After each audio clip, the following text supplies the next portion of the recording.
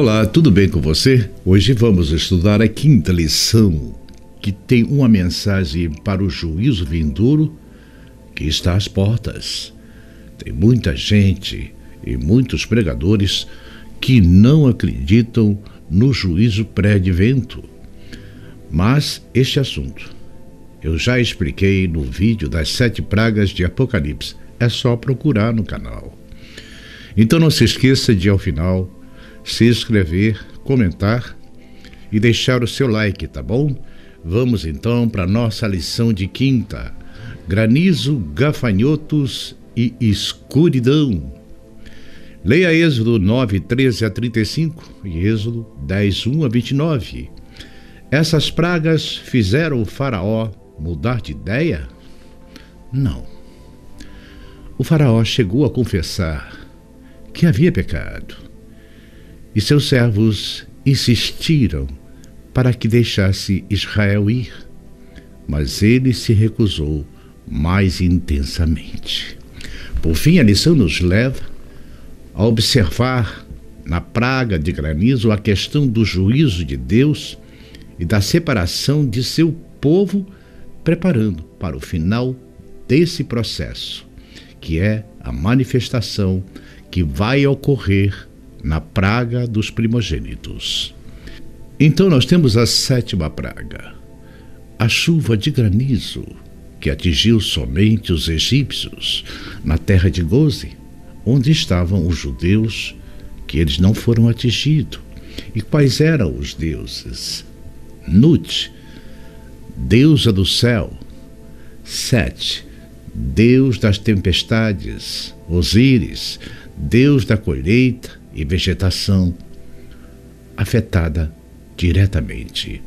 Tem a reflexão: Deus permite escolhas mesmo quando causam dor ao seu coração. Então temos a 8ª praga, a praga dos gafanhotos, que atinge somente os egípcios, destruição total do que sobrou da vegetação. Os deuses são o deus Osíris, novamente pisado como deus da colheita e agricultura; Nepre, o deus do grão.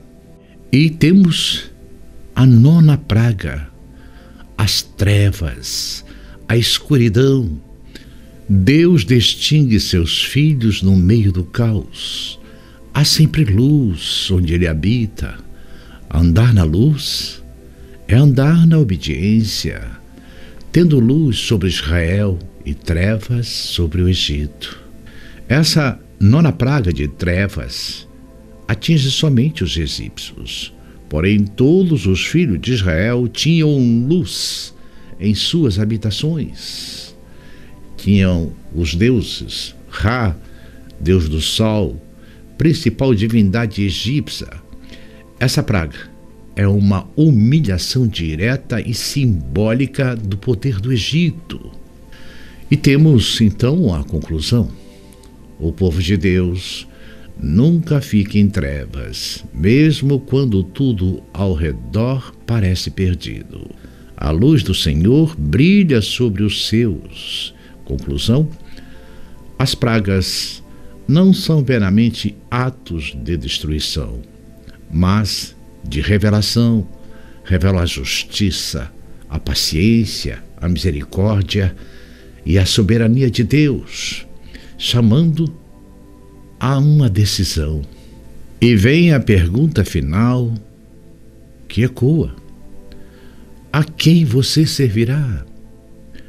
Hoje invoco os céus e a terra como testemunho contra vocês, de que lhes propus a vida e a morte, a bênção e a maldição. Escolham, pois, a vida. Deuteronômio 30, 19. Veja bem, o que essas pragas são um chamado de Deus ao arrependimento e caminhar na luz. Mas os perdidos, como o faraó, escolheram as trevas. Então voltemos para a nossa história da nossa igreja, ao início da história da Igreja Adventista, que começou em 1863. Mas a história que antecede esse período é interessante. Um sujeito chamado Guilherme Miller inicia a pregação a respeito da vinda de Jesus, descobrindo as profecias de Daniel.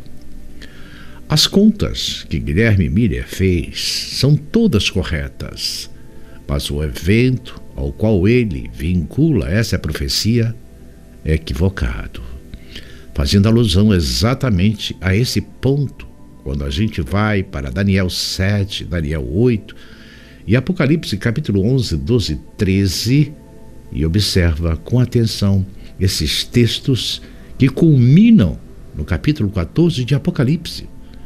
O que a gente percebe que está acontecendo não é só a redescoberta da verdade bíblica que durante todo o período medieval havia se perdido, mas também a percepção de uma grande promessa, a libertação do povo de Deus. Afinal de contas, a mensagem central do livro de Daniel é Deus se levantando em defesa de seu povo. A mensagem central do livro de Êxodo é Deus se levantando em defesa do seu povo, no caso, Israel. E a mensagem central do livro de Apocalipse é Deus se manifestando também a favor de seu povo e libertando definitivamente o seu povo do pecado e das condições produzidas pelo pecado, produzindo então a salvação eterna. Em outras palavras, o que está acontecendo no Egito é o mesmo que acontece conosco nos dias de hoje. De 1844 para cá, desde que a profecia de Daniel abriu aquilo que a Bíblia descreve como juízo pré-advento, ou juízo de Deus antes de sua vinda, nada mais é do que a separação de seu povo, aqueles que encontrarão Canaã e aqueles que perderão Canaã.